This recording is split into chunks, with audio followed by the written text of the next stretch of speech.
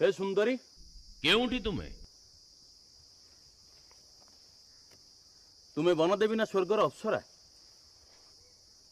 थरे देखा दियो।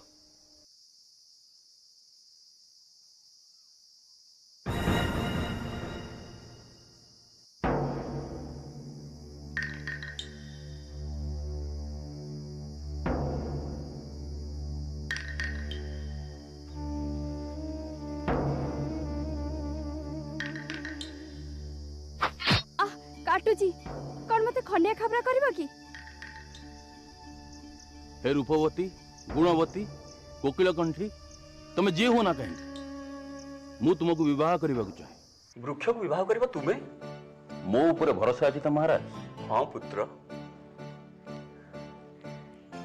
ताहले मो कथा रखु विवाह पर से वृक्ष को बनरू आनी आम उद्यान लगाई दिंतु। ठीक अच्छी जहा तुमर इच्छा। राजकुमार रो बाहाघर से साहाड़ा गछ सहित हो गला। राजा जंगल से साहाड़ा गछटी को आनी तांको राज उद्यान रे लगेले।